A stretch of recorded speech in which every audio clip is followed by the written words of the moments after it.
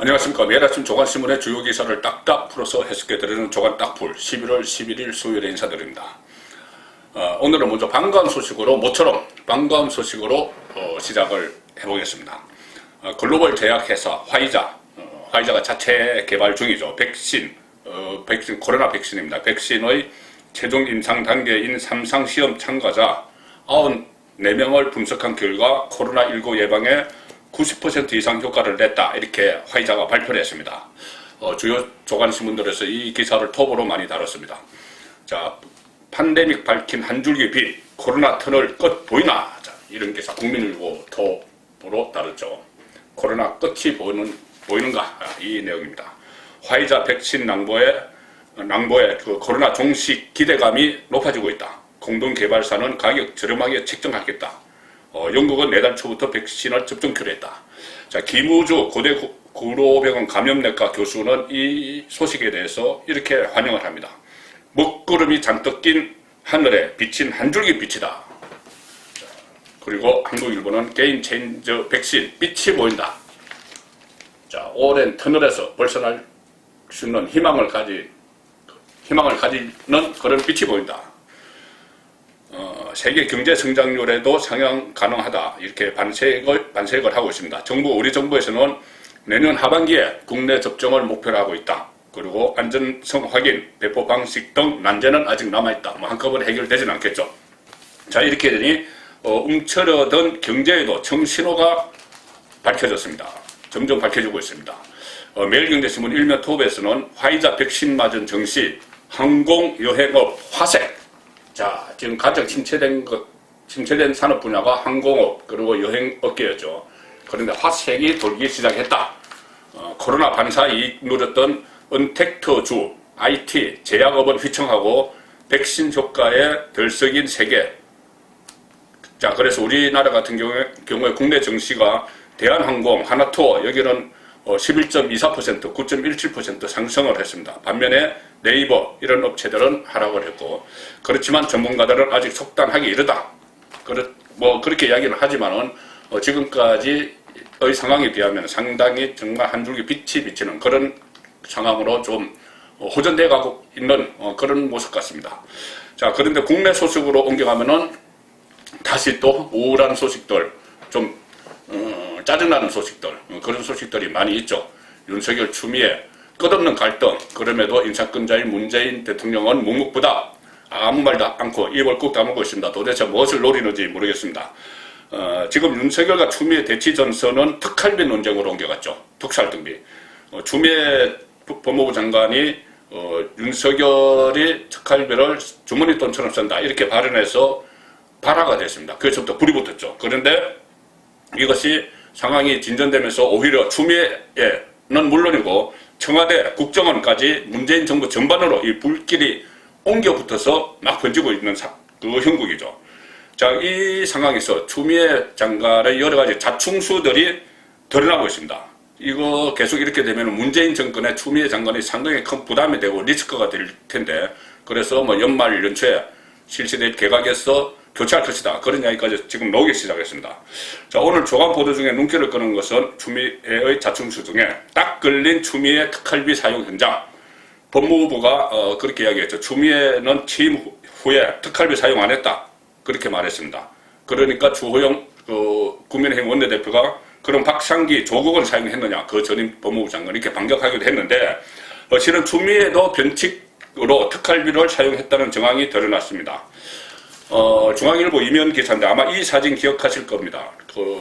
올해 설날 때 서울 소년원을 추미애 법무부 장관과 김호수 차관이 방문을 했죠. 그래서 세배를 받고 상품권을 나눠주는 이 사진. 그때 법무부에서 유튜브에 올리고 SNS에 올려서 홍보를 했던 그 사진입니다. 그때 언론에도 많이 보도가 됐죠. 그런데 그때 당시에 방문을 했을 때 기억을 하시겠지만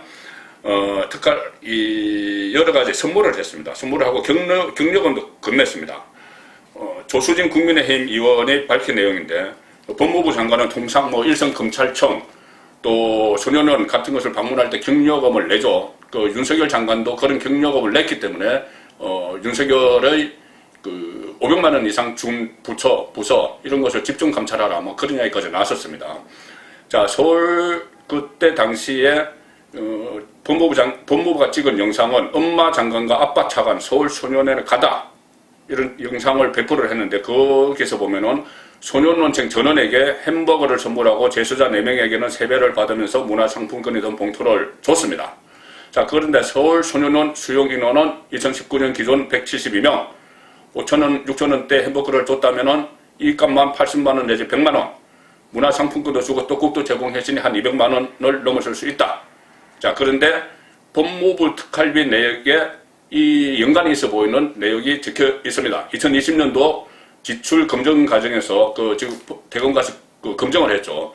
그 과정에서 1월 15일 소년원 특활비 291만 9천원, 서울 소년원 특활비 291만 9천원 이렇게 적혀 있는데 열흘 뒤 설날에 그 돈으로 썼을 가능성이 크다.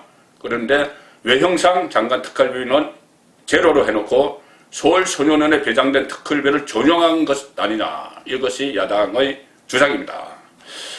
자, 특활비는 기밀 유지에 요구되는 정보나 사건 수사, 이에 준하는 국정 수행 활동에 직접 소요되는 경비인데 그것과 상관없는 행사에 이 특활비를 사용을 하고 사실상 특활비를 사용하고 사실상 법무부 장관이 집행을 한 것이죠. 그렇게 사용을 하면서 사용 안 했다 이렇게 이야기하는 그런 상황이 지금 오늘 중앙일보 이면에서 보도를 했습니다. 자, 이렇게 야당이 모처럼 주도권을 잡았죠. 그러니까 이 상황이 되니까 야당이 지금 전선을 막 확대를 하고 있습니다. 자, 이참에 청와대 특활비도 까보자. 181억 원 된다는데 그거 문재인 대통령이 취임하면서 박근혜 전 대통령 특활비 논란을 의식을 해서 앞으로 본인은 청와대 들어가도 사적인 용도로는 절대 공금을 사용하지 않겠다. 뭐 치약 하나, 칫솔 하나라도 우리 돈을 쓰겠다 했는데 과연 그러고 있는지 그것도 한번 지금 까보자. 뭐 이런 것이 야당에서 나오는 주장입니다. 세계일보 8면 그리고 또 동아일보 8면을 보시면 세계일보 8면은 예상국회 쟁점으로 떠오른 특활비 야당 모든 권력기관 검증하자. 자, 이렇게 대대적인 역공을 펼치고 있습니다.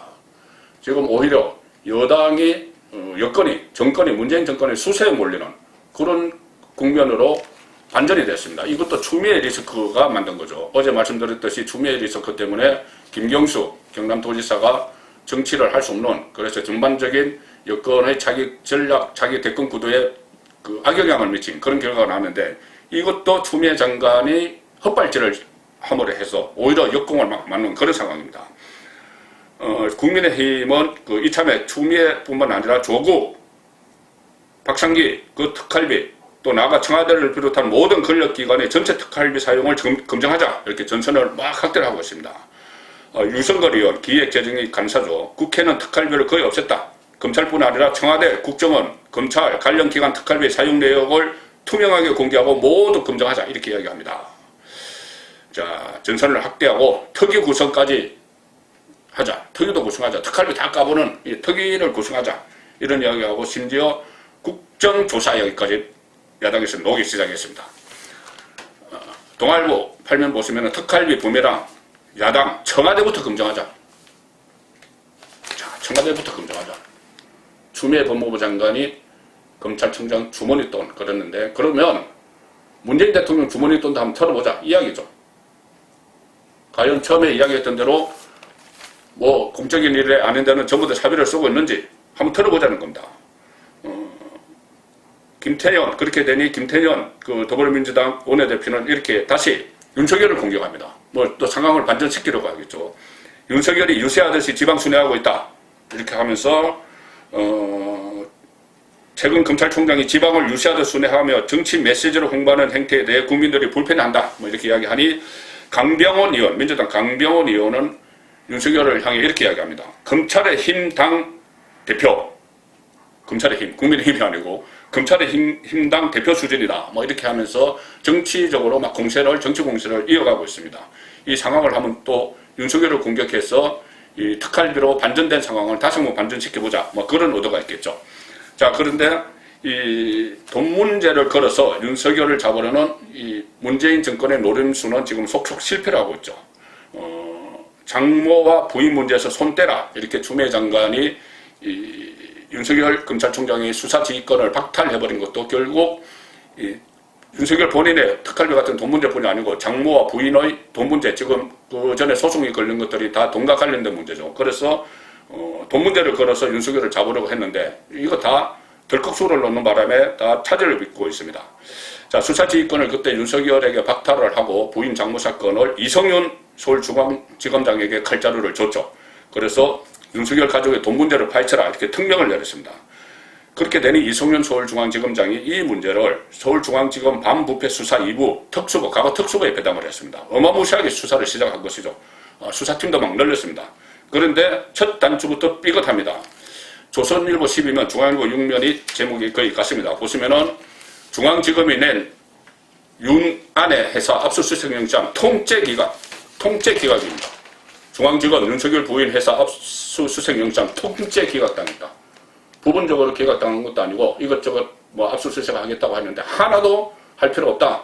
이렇게 법원이 기각을 다 통째로 해버린 겁니다. 무리한 수사라는 이야기죠. 총장 부인 측은 아예 수사팀이 연락도 없었다. 갑자기 그러니까 갑자기 영장 신청을 했다는 것이죠. 뭐 부인 쪽에 어떤 수사팀에서 사전 조사 같은 것도 하지 않고, 그리고 이것 때문에 강제 수사 착수 놓고 논란이 커질 것 같은데, 이성윤 지검장이 추미애 장관 지시 이행 무리하게 밀어붙인 게 원인이다 이런 분석이 나오고, 그 윤석열 총장 안에 김건희 씨가 전시회를 주관하면서 대기업에서 뭐 부당한 협찬을 받았다는 의혹과 관련해서 압수수색 영장을 청구한 것이 기각된 것이죠. 부분 기각이 아니라 통째 기각한 것으로 알려졌기 때문에 무리한 수사다 이런 지적이 막 나오는 겁니다. 자, 여기에 또 반부패 2부에 맡겼는데 반부패 2부 검사가 7명입니다. 그런데 여기 가운데 옵티머스 수사검사 2명을 제외한 5명을 이 수사, 김건희 씨를 잡기 위한 이 수사에 전부 배당을 했습니다.